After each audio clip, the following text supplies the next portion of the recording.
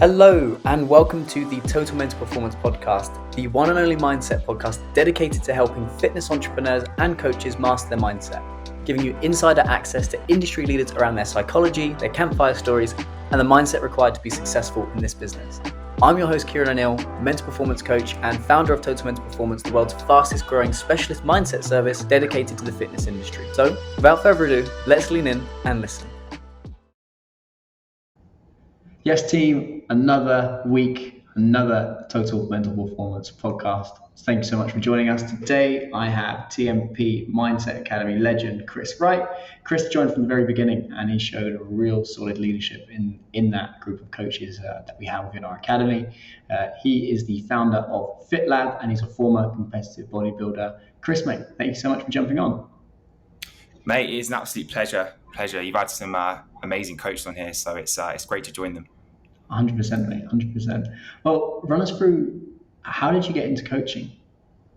Of course. So I think naturally, like a lot of coaches, started out very sporty backgrounds, played lots of sports when I was younger. And I think I always had a bit of a passion for, the fitness industry side of things, really. I think I wasn't unconfident as a teenager, but I definitely wasn't as confident as I am now. And I think that was a big turning point for me as well, wanting to get in the gym for that reason. And also to aid the sports I was playing at the time. So sort of rugby, athletics, I was swimming, played football when I was very young as well.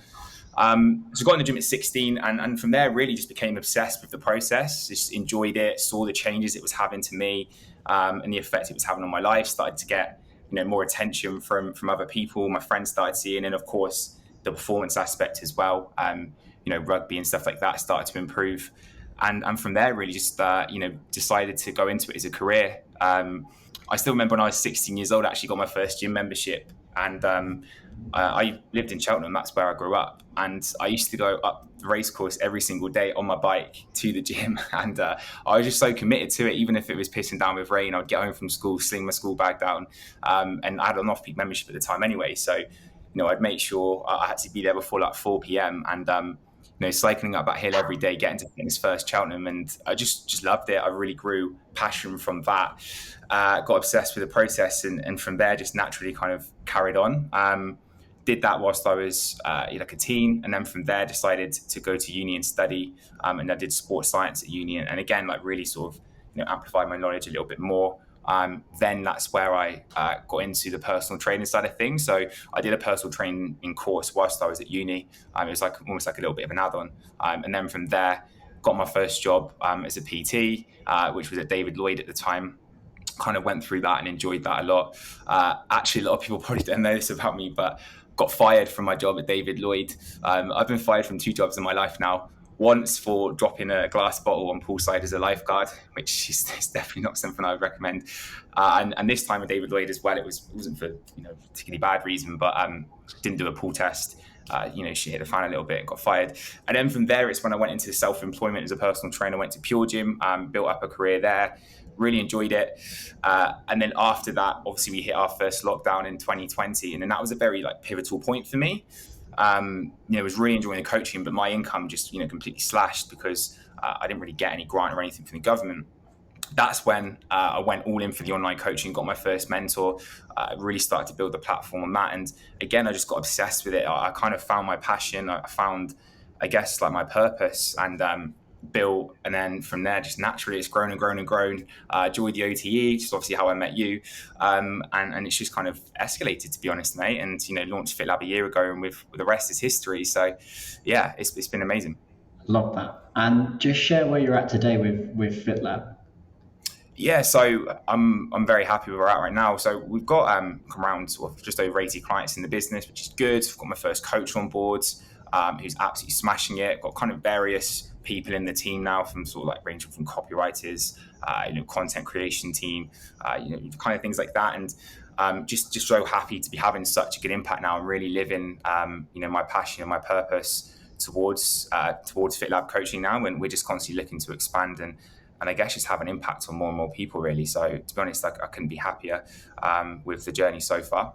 I love that. From a mindset perspective, I know there's a lot of coaches that look up to you, and they'll probably see you just as this guy that's crushing it. He's growing at a really quick rate.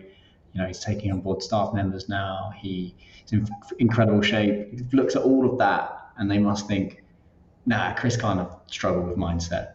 No, surely not. But I suspect it's not as easy as you make it look. It's not at all. Even to this point now, with the coaching from you, which has been incredible, but I still wake up with constant anxiety. Really, I feel like I kind of live in a state of anxiety.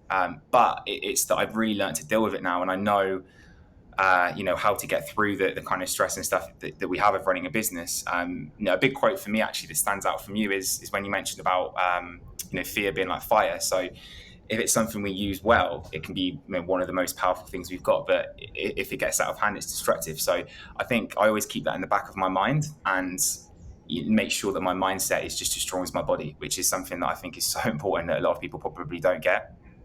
100%. What would you say some of the darker moments in your journey of coaching, and even might even be in your personal life? Because a lot of people look at the end result, they forget there was tears, there was toil, there was moments that were so difficult.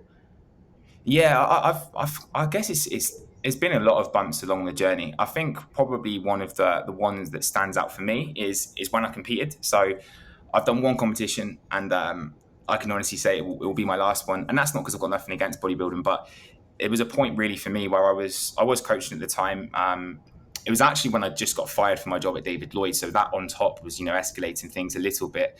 Prepped for my first show, did that. And then I think it was just the aftermath really. And I know like a lot of people kind of talk about that. They kind of warn you, you've got to be careful after you've dieted down to this level and this kind of stuff. And, I kind of took it on the chin a little bit. And then after that, just kind of got myself in a bit of a state really with my eating, my behavior around food, just how I felt about myself. And I've never, ever struggled with body image really. Even when I was younger, I was never unconfident. But when I gained, which was probably about, maybe 8 kilos or something in the space of a few weeks, it was like, shit, I've got quite a lot of weight here to lose.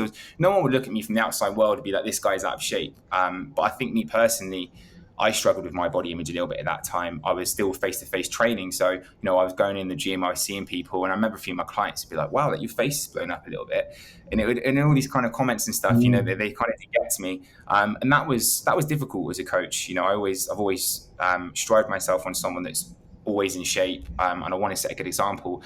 And where my habits at that point, weren't really where I wanted them to be, that was difficult to overcome. And I got there in the end. It probably took a good sort of 6 to 9 months to really come through that period.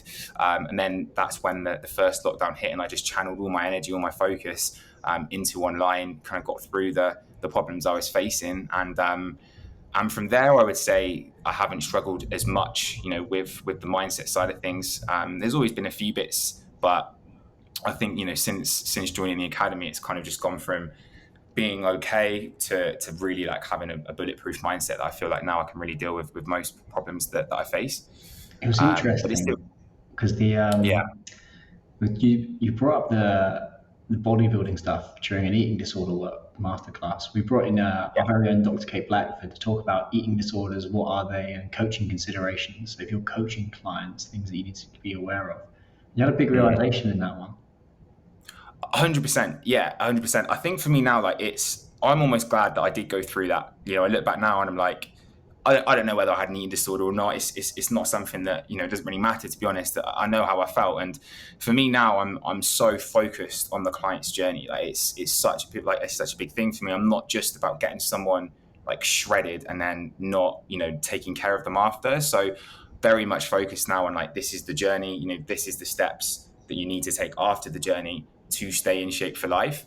And I've done it the wrong way from the competition, and I've done it the right way. I've done 2 photo shoots since that competition where I've, arguably dieted down to probably just as good condition, but I've really understood the process that comes after that. I know how to reverse diet now to get my calories back in again. I know how to, not go on the sort of the binges and stuff that we do. And I think, as I said, I'm not against bodybuilding, and I totally respect people that do it, but it's not for me. It's definitely not, a pillar really from FitLab. We absolutely love coaching people to photo shoots. It's probably what we're renowned for in some areas, but the competition side of things is something that I think, having a bad experience myself, I personally probably wouldn't coach someone to that level unless I was very confident afterwards. I think for me as a coach now, if I get someone that comes to me with that kind of goal, I'm in a position where I probably would, find someone else that I think would be better suited to them, because I just don't feel like I'm kind of, is in that, in the same level of understanding when it comes to competing and stuff like that. But as I say, nothing against it at all. It's definitely an incredible sport, but having that bad experience for me is something I definitely don't want to see anyone else get into as well. I hear you. And you're quite an all-or-nothing character. So we talk a lot about king, warrior, magician, lover in the academy. And if you've listened to this podcast a lot, you'll have heard me mention it before. But those that are just picking up the podcast now, there are 4 key archetypes when it comes to mindset. And here are the 4 archetypes. One is the warrior. Chris has an incredible warrior. The warrior is the part that's aggressive. Not like Chris is an aggressive guy, but aggressive in their approach. Let's get shit done. Let's go. And they work and they work and they work and they work. And when shit hits the fan, they work even harder, which is great because you really do get to work. But the puzzle with the warrior is it's also the part of us that leads to burnout. It's the part of us that leads us to isolate ourselves from those around us. And we just get that laser focus. Then we have the magician. The magician is that creative part. It's the part of us that comes up with ideas. It's the part of us that solves problems. It's the part that really enables that creativity and problem solving element to come in. Downside of the magician is that's where anxiety lives. And you mentioned there's a low key level of anxiety, which perhaps if you're up for it, we can dive into and do a little bit of laser coaching on this podcast. It could be fun. But that's where the anxiety lives. So that's the downside of the magician. And then we've got the lover. The lover is a part of us that wants to take care of people, our partners, our families, our clients. But an ineffective lover puts everybody ahead of themselves. And finally, we have the king. And the king is the part of us that is strategic. It looks after the entire kingdom. It takes that outward zoom, it zooms out, it takes that outward view, the long-term strategic play, and it really starts to focus, really starts to concentrate on what has to be done versus what the warrior wants, the magician wants, what the lover wants, and then it goes to work. So you've had a really, really strong warrior. And I think that's shown up in the bodybuilding, and it does also show up in business. And I've got a strong warrior too, and most people that are part of TMP have got that. They want to win, they want to grow, they want to scale, they want to push themselves to the levels that they know they can. But it also has its downsides. And I remember there was a period of time when that warrior really, really took over, if you remember. Yeah, 100%. I think that's something that, again, is something that's really helped me, because I didn't really understand these archetypes before. And I guess a lot of entrepreneurs, I kind of started off with the whole, we've got to be grinding 24/7. We've got to have 4 or 5 hours of sleep a night to get to where we want to be. And I definitely got into that mindset at one point. And I did just run myself into the ground. And I do remember that point when I reached out to you and said, I don't even want to reply to messages anymore. And, I'm losing the love for it and stuff. And that was a big shock to me, because, as I said at the start, this has always been my passion. It still is my passion. And at that point, I was like, something needs to change here. And that's when I was at my peak. So I think I was coaching about 75 clients then, just on my own, no one else in the business. And it was stressful. And, at that point is when I decided, look, I need to take on a coach. And I think I just about onboarded the coach when I reached out, and it was almost this really difficult time. I was like, I need to get him in, but I've got so much going on right now in the delivery side of things that I'm struggling to onboard. And it was like the balance side of things was difficult. So the warrior definitely came out then, but we got through. I did take some downtime to definitely relax a little bit, and then kind of push through. And now it is a really nice situation. Because I've got a great coach on board that gets great results. And I'm always confident now that when someone does inquire, I don't have to use the warrior to constantly sort of get them set up on time and do all the calls and stuff. I've got someone that I can really rely on now. So yeah, it was an interesting one.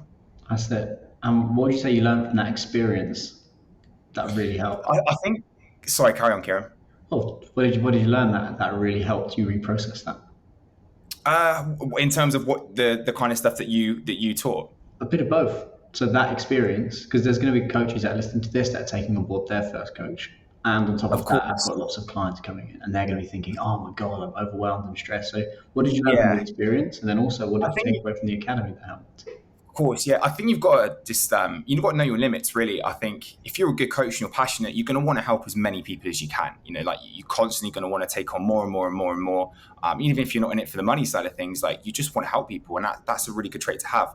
But there becomes a point where you just can't physically do it, and I think you can't pour from empty cups. You've got to make sure that you're still at your best all the time. And I think for me, I probably got to that point where I wasn't delivering as good service as I would have liked to have. So I do think, if you're a stressed coach, you're overwhelmed. And I think everyone's got different limits. So, if you listen to this and you're at 40 clients, 50 clients, and you feel like that, it's absolutely fine. I think, reaching out potentially, looking to build a team and getting someone else on board, even if that's not necessarily another coach, you could look at an accountability coach or someone else that can take some of the weight off your back, which can really help you sort of, carry on living your passion, your purpose, instead of making it something that's actually not fun anymore.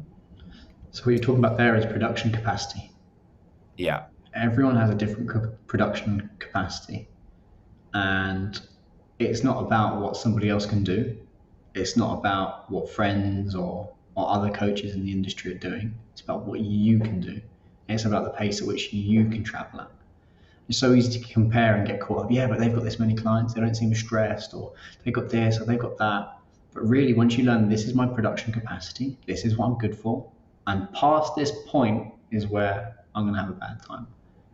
Once you learn that, once you accept that, that's where you really start to grow. So you really start to move forward. So it's great that you've been learning about your production capacity.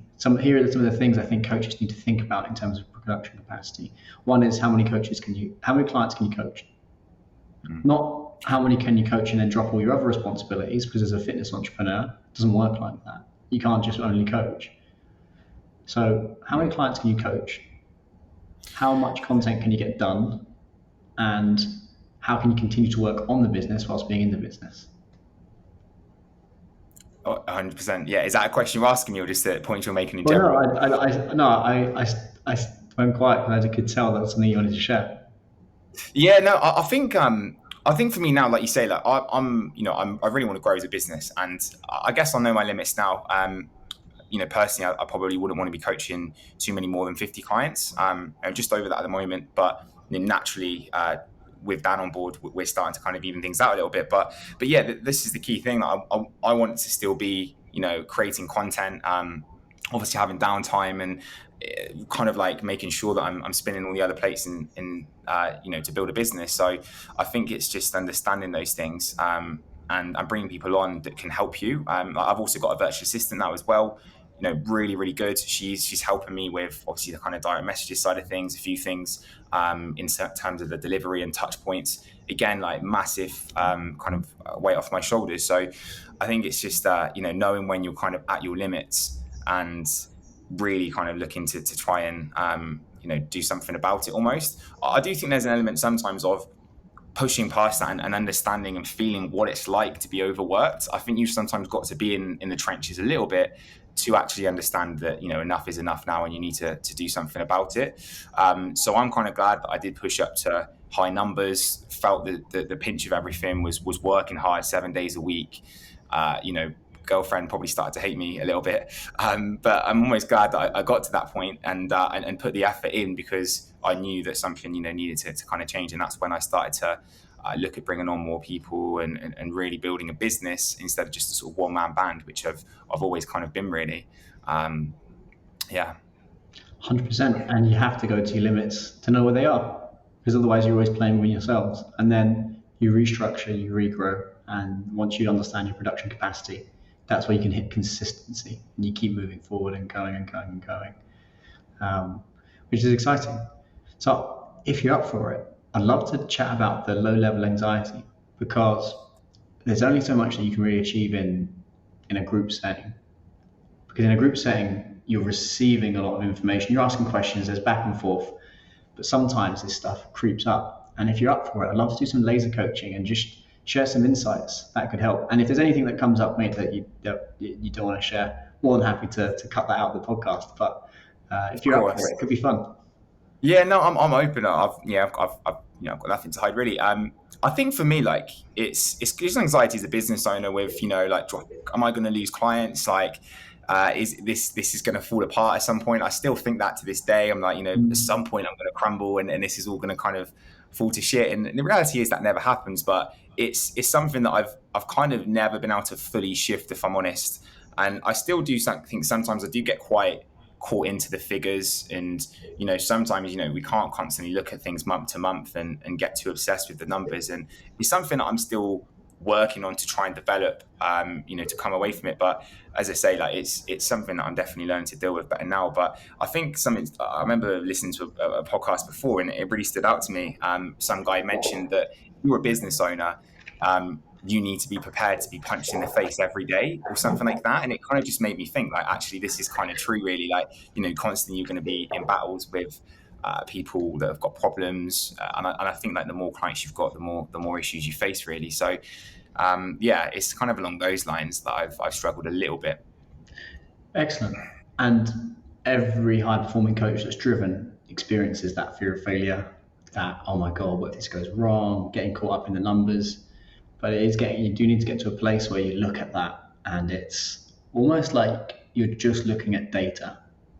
So numbers might be up, numbers might be down, but that's fine. And fear of failure is okay. It's understanding where does that come from. So what we're going to do now is an exercise, and you'll have done one of these before. We're going to put some boxes around this, because sometimes when we have these anxieties or these fears and these doubts, we're just not aware of where they're popping up and where they're not. And awareness is the first part. Awareness and being able to identify that is always the first part of what's happening. So where in your body would you say you experience that low-level anxiety, the one that's creeping in daily? I would say it's I say it's more in my head for sure. It's definitely like, brain. And is there pressure or no pressure? I'd say like reasonable pressure for sure. Hot or cold? I say hot. And when is it worse? That's an interesting one. In terms of like days of the week or just in general, like times of the day. When is it? One final question before we jump into that. Is it heavy or is it light? I'd say it's light. It's light.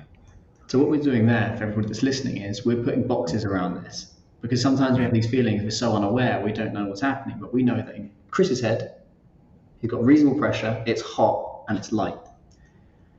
So now that we've got an awareness of, well, this is where I experience this feeling that you've labeled as low-level anxiety.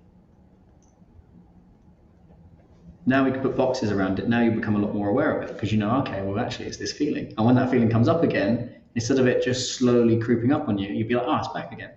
And that awareness can just slow things down. What would you say, when would you say this comes up worse? When does it get worse?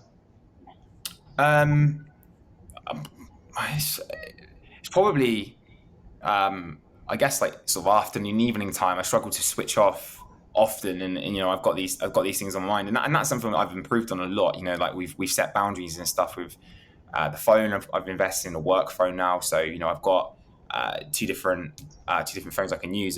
But I would say it's kind of maybe in the evening time, and I'm kind of dwelling over something, and it's kind of sat there, and sometimes it's struggle to shake off. But as I said, the evening routine and morning routine that I've kind of got into now is starting to definitely improve on this. Awesome. Are there other times when this comes up, this feeling? So we've got in the evenings when we're trying to switch off. Sometimes I sometimes get it a bit on like a Sunday evening or something like that as well. It's the element of of overwhelm of the week, and is everyone checked in? Who's not checked in? And is this client gonna leave or whatever? I get that sometimes as well. But it's kind of something that's not every week, I suppose, but definitely every now and then. So run me through this. When you're experiencing this low-level anxiety, what is the belief about you as a person? Because all of us have these limiting beliefs, and you're a confident high performer. But underneath every confident high performer, there are lines of code in your subconscious mind. There are these limiting beliefs that are driving this fear or this anxiety that's ticking along. So what would you say the belief is about you as a person when you're experiencing these moments? Begin that with I am, or I'm not. the sentence? I guess it's like I'm not delivering enough of a service to my clients. I'm struggling to get the same amount of effort that I'm giving them. I'm struggling to get them to invest into me as much. I've kind of gone past the imposter syndrome side of things now. Like I don't doubt my ability as a coach. The results that I deliver, I'm very confident with, and I know what I can do. But I think it's just certain times where there are some clients that I just hope that they're happy with the service they're delivering. I hope that they're fulfilled, that they're feeling like they're getting good value, that they're going to get the result that they've obviously invested into. So let's go a layer deeper, because there's a worry about that. So we're talking on a behavioral level. Am I delivering? Are they getting whatever they need? So what do you think a person that's wondering about that, a layer deeper, potentially could be thinking about himself or believing about himself? I guess potentially they see the results that I'm getting. They see the kind of the impact that potentially other clients are having from the program, and they feel like maybe they're not good enough, and maybe it's a question of I'm not succeeding here. I'm struggling to kind of match the sort of level that Chris is asking for me, and it's not working. So I guess I sometimes get into that mindset. Yeah. So can you see where you're putting a pressure on yourself to deliver, even though the results that you get are delivering, but there is an element of, but am I delivering? And that creates pressure. And when there's a belief underneath the system of, am I delivering? Am I doing enough? There's something that's happening that I think is probably linking to, am I doing enough for the client, which equals results. As you know, top coaching isn't about spoon feeding them. It's about giving them what they need in the moment in order to get that result. So let me ask you this. If you was to shift that low level anxiety, what would happen? I'd definitely be able to channel a lot more energy into what's important, into delivery, and generally hitting probably higher performance, and not worrying so much, enjoying downtime more. Generally just feeling better, I suppose. If you had the opposite of this feeling or this belief, what would the opposite be? So imagine I'm a surgeon. I go into your mind. I go, right, here's that bit of low level anxiety. Take that out and put something else in. What would you put instead? Confidence in my service, in my delivery, in my ability as a coach to get someone a fantastic result and change their lives. Boom. Can you think of a time when you've had that confidence? Yeah, so for me, it's like it's not just photo shoots, but that for me always triggers a very, very happy emotion when I see a client, behind the camera, happy, smiling, knowing they've put in a shift, and seeing how they actually look behind the camera and on the day for a photo shoot. It's always been a very powerful emotion for me. Love that. Yeah.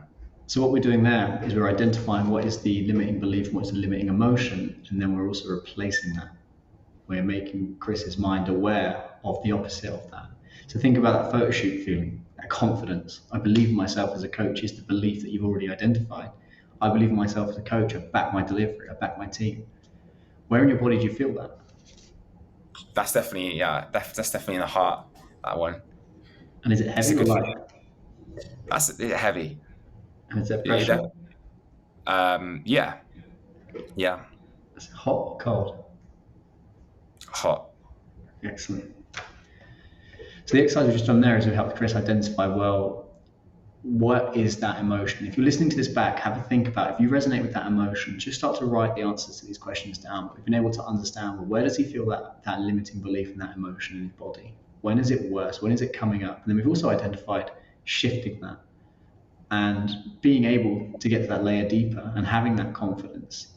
I believe in myself, my delivery. And it's not black and white. People think, well, I believe in myself. Yeah, sure. There's always little moments where that creeps in. It's in those 1% to 2% tweaks from a mindset perspective that can really change the game. So Chris, mate, thank you for sharing and opening up on that. I've got one final question. if you had achieved total mental performance, don't talk about the company, don't talk about us or us as the TMP coaches, but if you achieved, what did the phrase total mental performance mean to you? If you had it, how would you know? For me, it's about matching, your body, your physique to having a strong mindset as well. For me, I've always trained, I've always been strong in the gym, I've always had a good body in some areas, but my mindset is something that is definitely in work. So it's matching your body, a strong physique with a strong mindset as well. Because unless you've got both of them, then I feel like you're always going to struggle to really achieve high performance. And I think that the kind of pillar that TMP is built off is very similar to what we do at FitLab as well, because we're not just about getting someone in great physical shape, but we want someone to become mentally in the best shape of their lives as well. So feeling good, lots of energy, really hitting high performance in multiple areas of their life. So that's really what I've established at TMP. It's about building a bulletproof mindset that can match your body as well. Love that. Chris, where can everyone find you?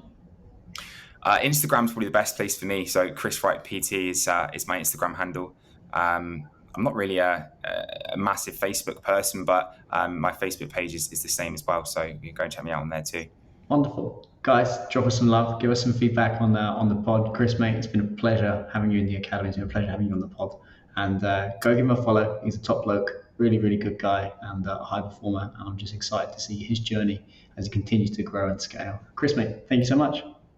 Thanks, Kieran. It's been a pleasure.